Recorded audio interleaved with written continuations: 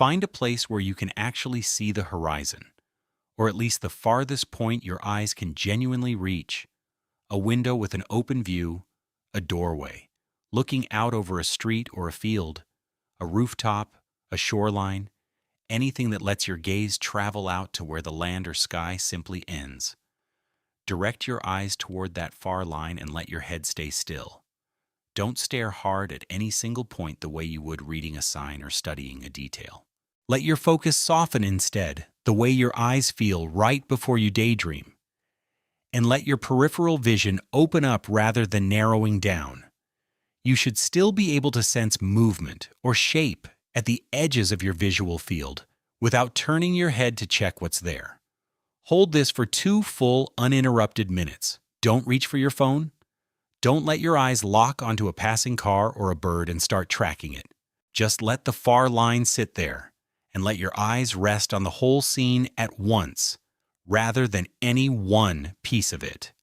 Before we get into why this matters, if you like this channel's habit of turning the most boring-looking 2 minutes into an actual mechanism, subscribing means the next one lands in front of you automatically. And a like on this video helps more than it probably should for something that costs you nothing.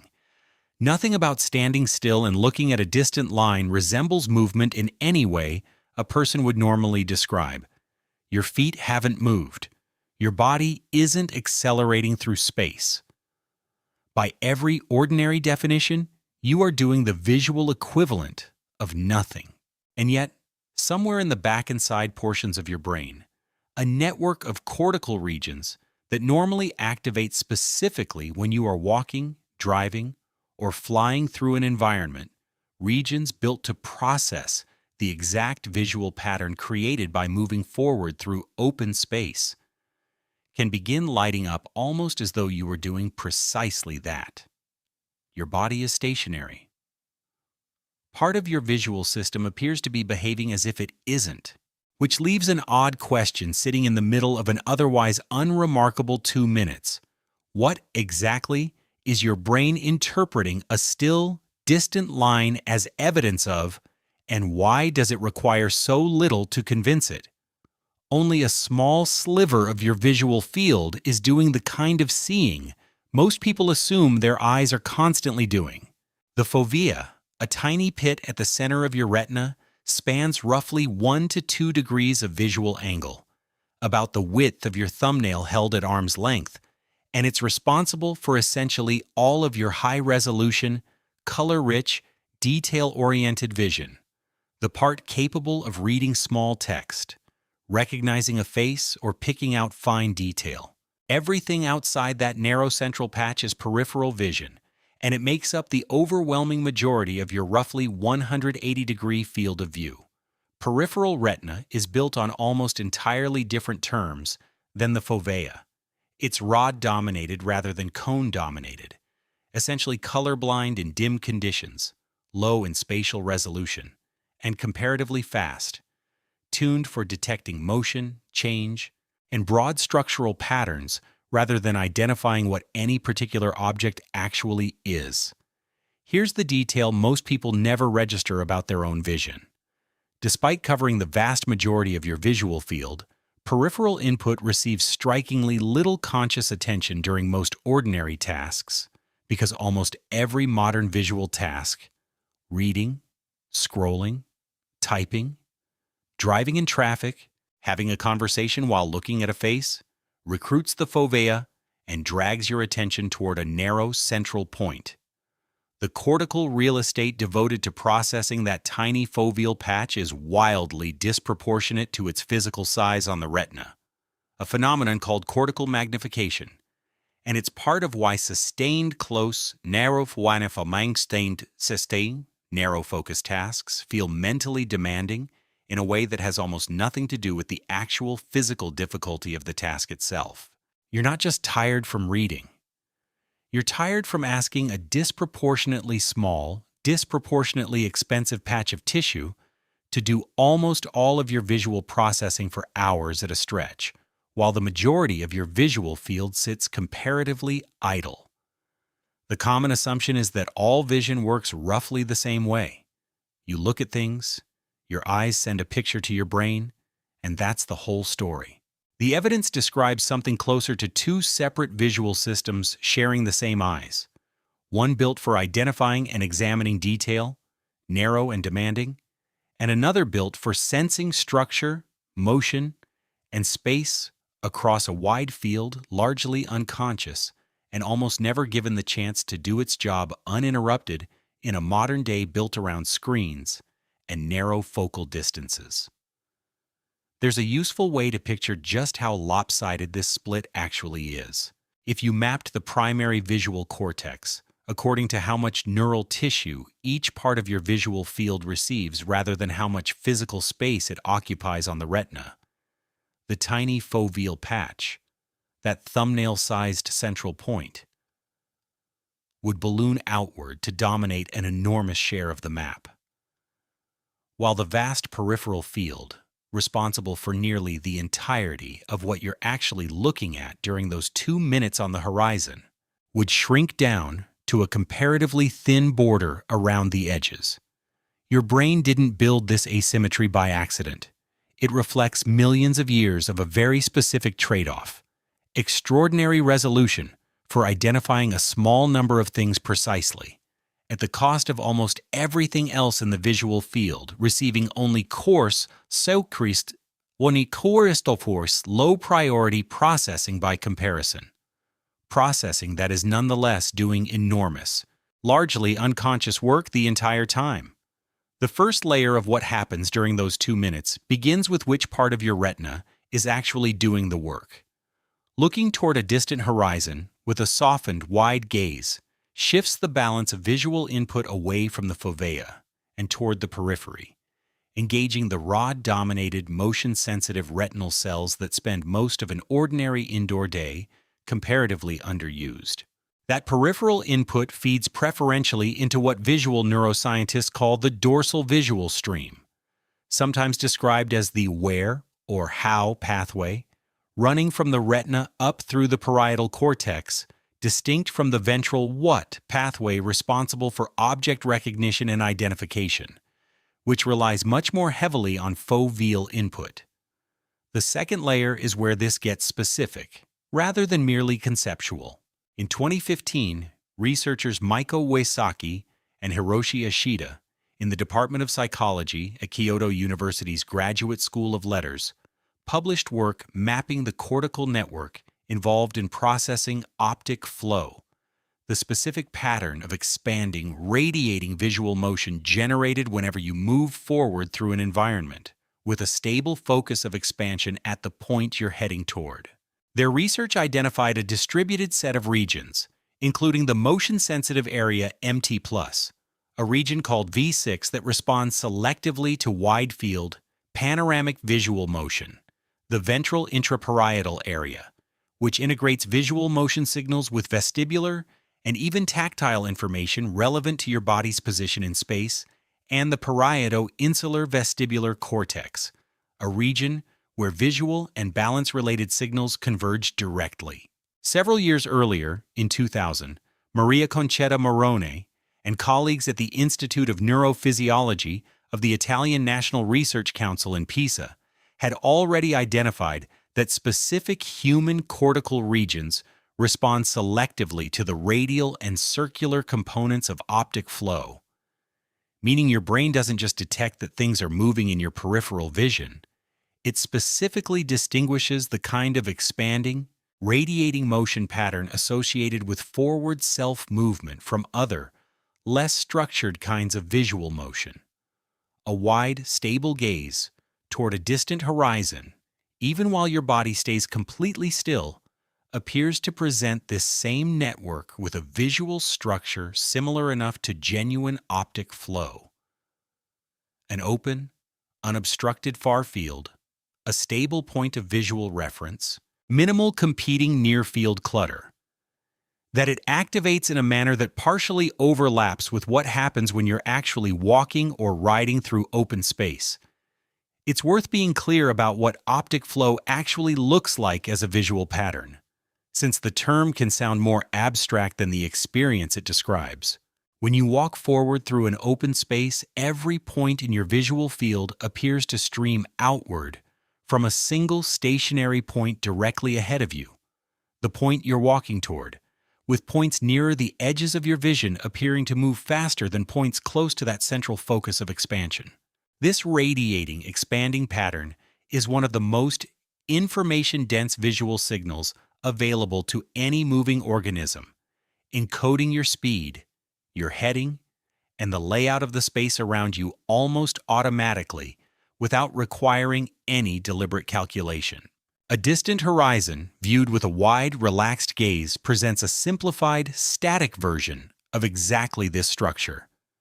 A stable reference point at the center of an open field, with a gradient of depth and structure radiating outward toward the periphery, close enough to the pattern this network evolved to specialize in that it engages at least partially, even without genuine movement. The third layer is where the evidence gets more tentative, and it's worth being precise about exactly how tentative, because the ventral intraparietal area and the parieto-insular vestibular cortex sit at a genuine crossroads between visual processing, balance regulation, and broader autonomic signaling. Engaging this network through relaxed, wide-field viewing is sometimes associated with a modest reduction in measures of physiological arousal. A small downshift that researchers studying visual attention and relaxation have occasionally noted alongside this kind of gaze pattern. This is worth stating carefully rather than dramatically. The available evidence supports treating any such reduction in arousal as a possible secondary consequence of relaxed, wide-field viewing engaging spatial and vestibular integration circuitry, not as proof that looking at a horizon directly activates the vagus nerve or triggers a specific autonomic pathway the way a targeted cold water or breathing exercise does. The connection between this visual vestibular network and calming physiological effects is plausible and worth further study, but it is not, at this point, a cleanly demonstrated causal mechanism. And this series won't pretend otherwise just because a tidier story would be more satisfying. There's a historical foundation underneath all of this modern cortical mapping worth naming directly. In 1950, the psychologist James J. Gibson, working at Cornell University, published foundational work arguing that perception of self-motion and spatial layout comes directly from the structured patterns of optic flow available in the environment, rather than being laboriously reconstructed by the brain from a series of static, disconnected retinal snapshots. Gibson's framework, often called ecological optics, was theoretical and behavioral decades before neuroimaging existed to confirm which specific brain regions were doing this work. The cortical mapping described by Wysocki, Ashita, and Morone decades later is, in a real sense, a direct confirmation of a structural idea Gibson proposed using nothing but careful observation and reasoning. Long before anyone could watch a living human brain process a horizon line in real time. The engineering comparison that maps most precisely onto this mechanism doesn't come from computing or industry, it comes from aviation. Pilots rely on the visible horizon as their primary reference for spatial orientation, the single most reliable cue their visual and vestibular systems use together to determine which way is up, whether the aircraft is level, and how they're moving through three-dimensional space. The moment that visual horizon disappears, flying into cloud, fog, or featureless terrain at night, pilots become acutely vulnerable to a well-documented phenomenon called spatial disorientation, in which the inner ear's vestibular system, deprived of a reliable visual reference to cross-check against, can generate a powerfully convincing but entirely false sense of the aircraft's orientation. This is dangerous enough that it has caused fatal accidents among experienced pilots, which is precisely why aviation instrumentation includes an artificial horizon, or attitude indicator, a dedicated instrument built for one purpose, substituting a reliable, external reference plane for the one the eyes can no longer provide.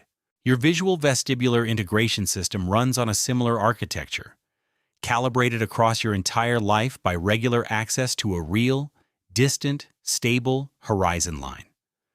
A day spent almost entirely indoors, gaze rarely traveling further than the width of a room, is a day spent with that calibration reference largely unavailable. Not dangerous the way cloud flying is, but structurally similar. A system built to check itself against a distant, stable visual plane, going without that plane far more often than it was ever designed to. If the idea that your still, seated body has a visual system quietly convinced it's in motion sounds like the kind of thing worth following further, subscribing keeps the next mechanism coming without you having to track this channel down again. And a like on this one is a small, honest signal that this kind of careful, hedge where necessary science content is what you actually want. Extend this outward into how rarely a typical indoor day offers your visual system an actual unobstructed distance to look at. Most rooms, offices, and homes offer a maximum sight line of a few meters before a wall interrupts it. Screens sit closer still, typically well under a meter from your eyes for hours at a stretch. Even looking across the room rarely exceeds 5 or 6 meters, nowhere close to the kind of open, far-field structure that generates genuine optic flow-like patterns in your peripheral vision. Your eyes spend most of a modern day locked into near-focus distances that would have been comparatively rare across most of human history.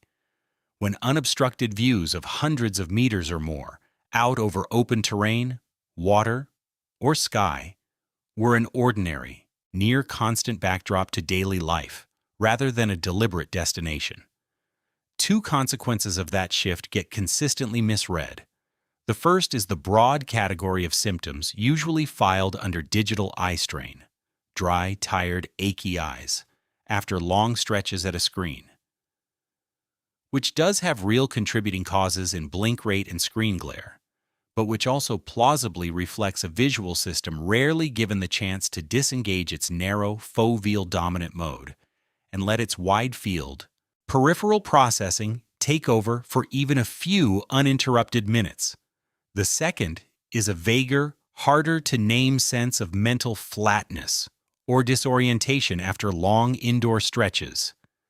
The specific feeling of stepping outside after hours at a desk and noticing your thinking seems to loosen almost immediately, before any measurable physical change could plausibly explain it. That shift gets attributed to fresh air, a change of scenery, simple boredom relief.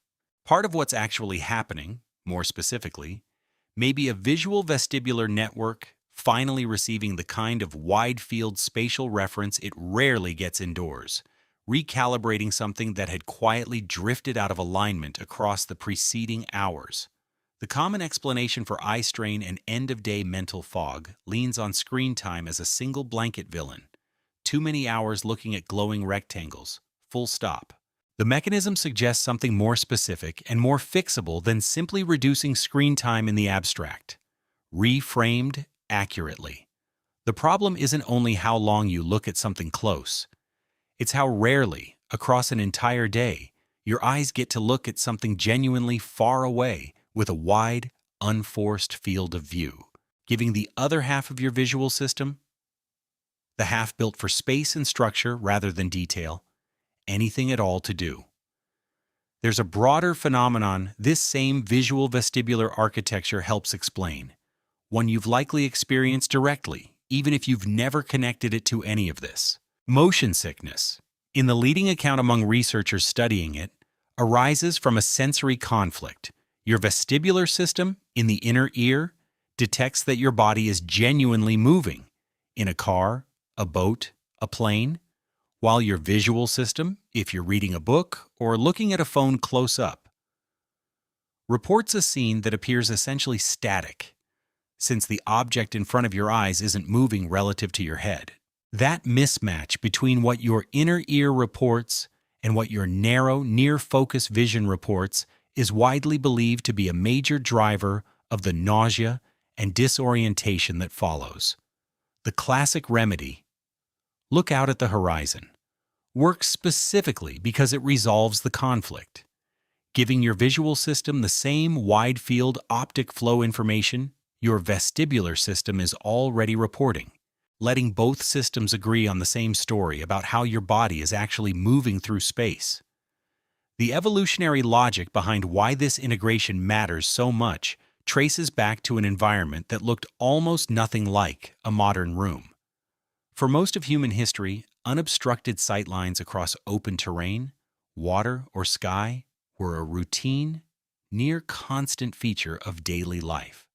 Walking across savanna, tracking prey or predators at a distance, navigating by landmark across open country. A visual vestibular system built and calibrated under those conditions had essentially continuous access to the wide-field spatial reference it evolved to expect. Dense, enclosed, close-walled environments. Permanent architecture, let alone rooms designed around screens positioned less than a meter from the face, represent an extraordinarily recent development relative to the timescale over which this cortical network was shaped.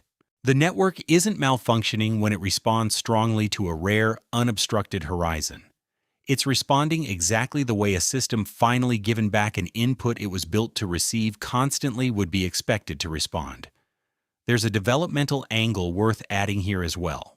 Researchers studying visual and vestibular development in children have generally found that these integration systems continue maturing well into adolescence, shaped in part by the range and variety of visual spatial experience a child actually gets: climbing, running across open ground, judging distances outdoors, all of which provide exactly the kind of wide-field optic flow input this network appears to calibrate against. A childhood spent disproportionately indoors, at close screen distances, doesn't necessarily damage this system, but it does raise a reasonable open question researchers in this area continue to explore: whether reduced access to genuine wide-field visual experience during development changes how efficiently this network calibrates itself over time. This remains an active area of inquiry, rather than a settled conclusion, but the underlying logic, a system that develops in response to the input it actually receives, is well established across nearly every other part of the nervous system. The temperature range and step-by-step preparation involved in the last 2 episodes of this series has no equivalent here. There's no dose to measure, no thermometer to check, no water to run. Find genuine distance, ideally hundreds of meters or more, not simply the far wall of a large room, and let your gaze rest there for 2 minutes. Before the protocol, tell me in the comments the actual distance to the farthest point you can see from wherever you're sitting right now, whether that's a wall 6 feet away or a horizon stretching for miles. I'm curious how far apart the answers in this comment section actually are. The single most important adjustment is softening your focus rather than sharpening it. The instinct, when told to look at something, is to focus intently, to pick a specific tree, building, or point on the horizon and study it. That instinct works against this mechanism. Let your eyes relax the way they do right before your mind wanders, unfocused enough that the entire scene registers as a whole, rather than as a collection of examined details. If you notice yourself sharpening focus on any single object, gently let it soften again rather than forcing it. Keep your head still and resist the urge to scan side to side.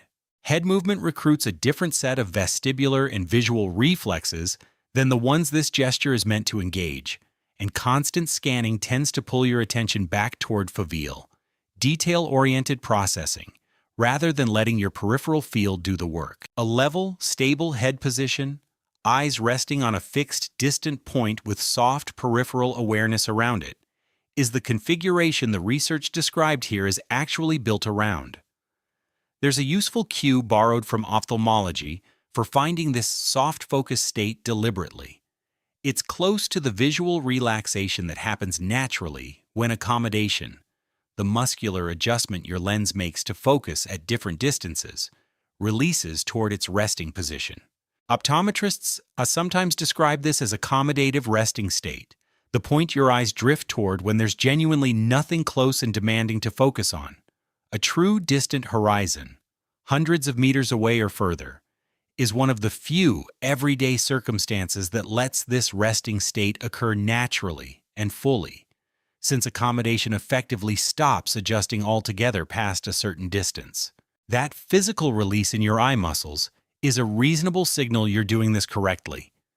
A faint sense of your eyes simply stopping their usual constant small adjustments, rather than actively relaxing them through effort. What weakens or nullifies the effect?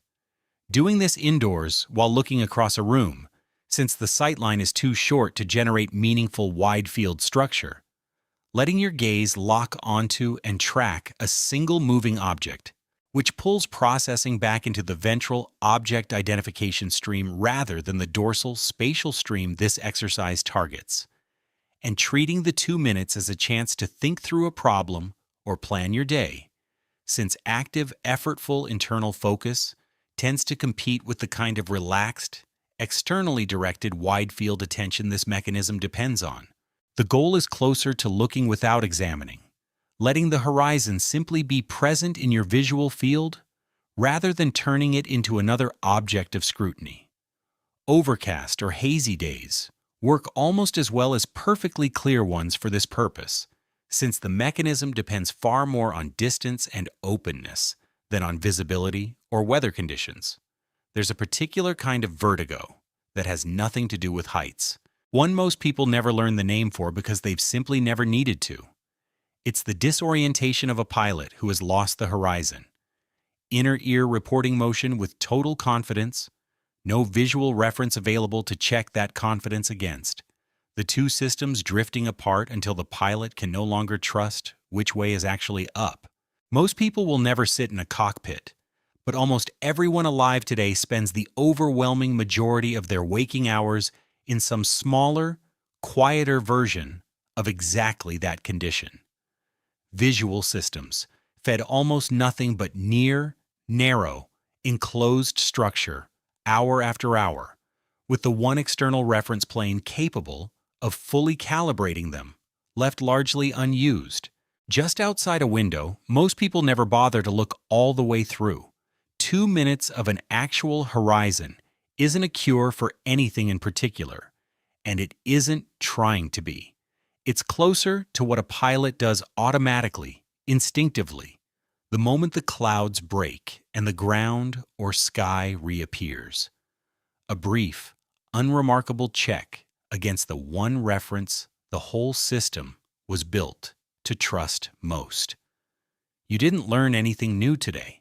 You simply let a part of your visual system that spends most of its life waiting finally see the one thing it was built to look for. And for 2 quiet minutes, everything it reported lined up, the way it was always meant to, long before rooms had walls or eyes had anything to focus on closer than the next horizon.